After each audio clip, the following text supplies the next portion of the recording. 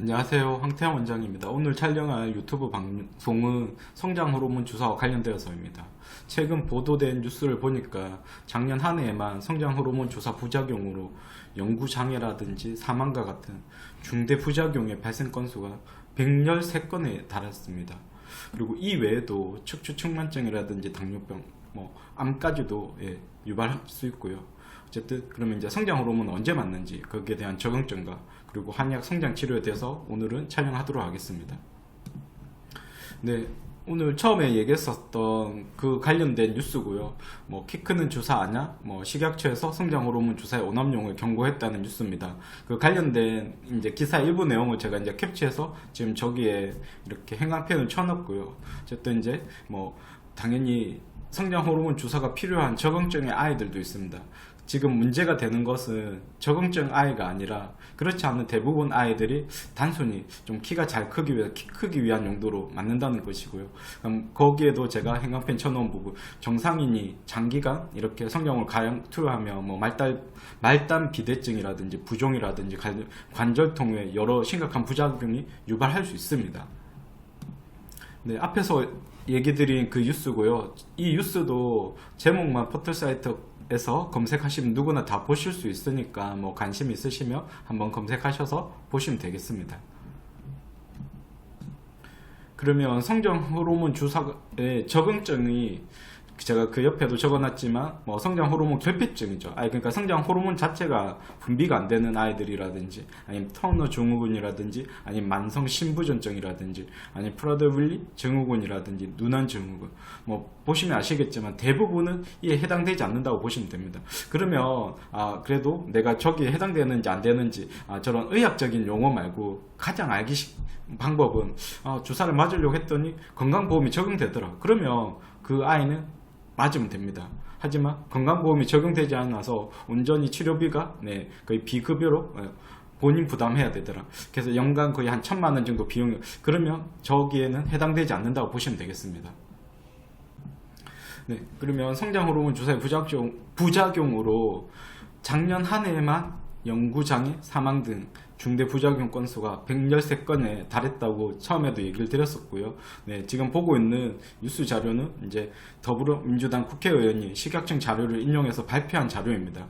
그런 중대한 부작용 외에도 통증이라든지 실신, 발작 등 신경계 장애와 말단 비대증이라든지 척추측만증 등 다양하게 보고되고 있습니다.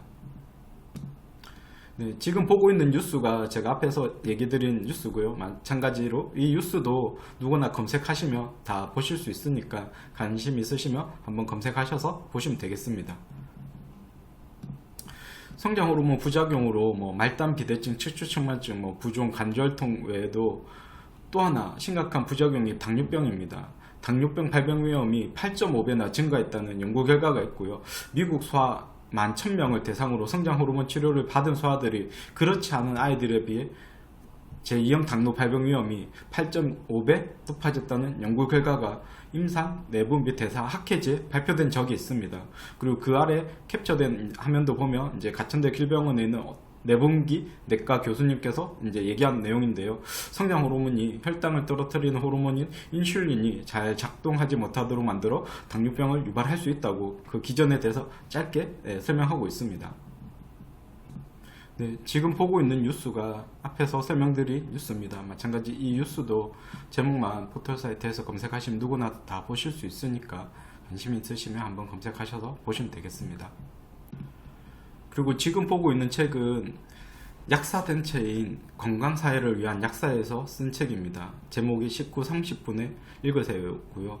지금 이제 보고 있는 내용은 이제 성장 호르몬과 이제 암 발생에 관한 내용을 이렇게 부분적으로 보는데요. 저 부분 말고도 건강이나 약에 대한 유익한 정보가 많기 때문에 정말 저 책도 한번 꼭 읽어보시길 추천드립니다. 그럼 어쨌든 이제 성장 호르몬과 암과 관련된 내용을 한번 보면 성장 호르몬의 부작용을 둘러싸고 많은 논란이 있다. 성장 호르몬이 키만 크게 하는 게 아니라 세포 분열을 촉진하기 때문에 암 발생에 영향을 미치는지에 대한 연구가 계속 진행 중이다 라고 얘기를 하고 있고요. 네, 그리고 지금 보고 있는 뉴스는 하버드 의대 연구 결과입니다. 이렇게 성장 호르몬에 많이 노출되면 암 발병 위험이 높아진다는 연구 결과를 소개한 SBS 뉴스 일부분인데요. 그럼 그 일부분을 보면 하버드 의대 연구팀이 5년에 걸쳐 신장이라든지 체중, 식습관 등이 암 발병에 어떤 영향을 미치는지에 대해서 연구한 결과를 발표하였습니다. 그 결과 성장 호르몬에 많이 노출될 경우, 여성의 경우 이제 폐경전 유방암이라든지 남소암, 그리고 남성의 경우 췌장암이라든지 대장암, 폐암 등에 걸릴 위험이 높은 것으로 드러났습니다. 네, 앞에서 얘기드린 의학 뉴스고요. 마찬가지 이 뉴스도 포털 사이트에서 제목 검색하시면 누구나 다 보실 수 있습니다. 그리고 지금 보고 있는 사진은 저희 환자였습니다. 이제 저 아이도 이제 성장 호르몬 주사를 맞다가 그 부작용으로 이제 림프절이 비대하면서 이제 수술을 한 아이거든요. 물론 이제 그 성장 호르몬 주사도 이제 중단을 한 상태였고요. 어쨌든 뭐 앞에 뉴스도 마찬가지지만 단순히 이제 키가 크기 위한 용도로 성장 호르몬 주사를 맞추는 것은 여러 가지 부작용을 동반할 수 있으니까 권하진 않습니다. 네, 그리고 지금 보고 있는 캡처 화면은 서울대 어린이 병원장이 유튜브에 방송한 장면입니다. 그 핵심 이제 결과만 제가 캡처했는데요. 어쨌든 그 결과가 성장 호르몬도 뭐 하지 마라, 수술도 하지 마라. 그러니까 이제 적응증이 아닌데 단지 이제 키를 크기 위한 용도로 이렇게 성장 호르몬 주사를 맞는다든지 이렇게 키 크는 수술은 부작용이라든지 그 외 여러 가지 부담해야 될 이런 위험 인자들이 꽤 많기 때문에 권하지 않는다는 내용이고요. 네, 앞에서 얘기드린 유튜브 방송입니다. 이 방송도 유튜브에서 제목 검색하시면 누구나 다 보실 수 있으니까 뭐 한번 궁금하시면 검색하셔서 보시면 되겠습니다. 네, 그러면 한의학에서는 어떻게 성장 치료를 하는지 간단하게 얘기를 드리겠습니다. 이렇게 키 성장을 방해하는 요인들이 있습니다. 이런 부분을 제거하면서 키가 잘 크게 하는 게 한의학 성장 치료의 핵심이라고 보시면 됩니다. 그럼 그 아래에 있는 사진은 이렇게 아토피도 있었으면서 빨리 또래보다 사춘기가 진행된, 요즘은 이제 조기 사춘기 이런 걸로 한의원 내원했었고요. 그러면서 이제 치료를 통해서 보다시피 아토피가 꽤 많이 좋아졌고요. 키도 꽤 많이 잘 자랐습니다. 그 치료한 한 11개월 동안 9.2cm 정도 자랐는데요.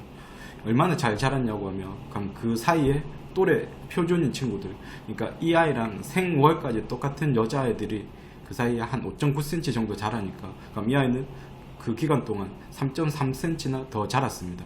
그래서 키 100분위도 32%에서 55%로 급등하였습니다. 그리고 성장치료의 얘기를 할 때 핵심은 시기입니다. 무슨 얘기냐고 하면 키라는 건 알다시피 한평생 크는 게 아니고 특정한 시기에 크고 특정한 시기를 이제 마지막으로 키 성장이 멈춥니다. 그래서 키 성장의 핵심 골든타임은 이제 사춘기라고 보통 저는 이제 한의원 환자들한테 얘기를 드리는데요. 그럼 저 아이도 이제 사춘기가 진행되는 것 같아서 어쨌든 한의원에 내원했었고, 그러면서 이제 한의원 치료를 통해서 약 10개월 동안 키가 거의 9.4cm 자랐습니다. 그럼 마찬가지 그 비교 대상이 또래 표준인 친구들이 한 5.5cm 자라니까 약 4cm가 더 자란 거죠. 그러니까 정말 꽤 잘 자란 편입니다. 그래서 키 100분위가 46%에서 마찬가지 69%로 이제 급등하였고요. 네, 그럼 오늘 방송을 정리를 하도록 하겠습니다. 성장 호르몬 주사는 일부 적응적인 아이, 제가 알기 쉽게 건강보험이 적용되면 거기에 해당된다고 보시면 되고요. 그럼 대부분 건강보험이 적용되지 않기 때문에 연간 1000만원 정도의 비용이 발생하는 아이들은 효과도 크진 않고요. 부작용도 상당하기 때문에 오남용은 피해 주시는 게 좋습니다. 그게 앞에서도 본 식약처의 경고 내용이었었고요. 그러면 성장을 방해하는 요인들이 있습니다. 제가 아까도 이제 한의학적인 치료에서는 이런 부분들을 이제 개선시킨다고 했는데요. 그럼 어떤 부분들이 성장을 방해하는 요인이냐고 하면 저체중, 쉽게 표현하면 이제 잘 안 먹고 또 먹는 거에 비해서 좀 체중이 잘 안 늘어서 계속 저체중이면 성장을 방해하기 쉽습니다. 쉽게 얘기 드리면 한창 성장기에 있는 아이가 어쨌든 적절하게 영양 공급이 잘 되면서 체중이 잘 늘어야지 키가 잘 큰다는 건 상식인데요. 어쨌든 여러 이유로 계속 저체중이면 키 성장에도 좋지는 않고요. 또 하나는 키는 알다시피 자는 동안 자라게 됩니다. 하지만 잠을 깊게 푹 취하지 못한 어떤 숙면이 있다면, 그리고 그게 하루 이틀이 아니라 장기간, 대부분은 제가 보니까 아토피, 비염 같은 알레르기 질환입니다. 그러면 앞에 본 아이처럼 계속 아토피 때문에 밤새 피부를 긁는다고 수면의 질이 떨어지다 보면 그게 하루 이틀이 아니라 수개월이든 수년이 반복되다 보면 당연히 그로 인해서 기성장애 방해할 수 있고요. 또 하나는 계속 병치레를 달고 있는 아이들이 있습니다. 그럼 당연히 성장에 쏟아야 될 에너지를 계속 잔병치레에 쏟기 때문에 마찬가지 기성장애 방해를 줄 수 있습니다. 그러니까 이런 부분이 있으면 성장의 방해 요인을 우선 해소를 하고요. 그리고 또 하나는 성장의 골든타임인 사춘기에 접어들면 그때는 조금 더 적극적인 치료라든지 생활 관리가 중요합니다. 오늘 방송도 끝까지 시청해 주셔서 감사합니다.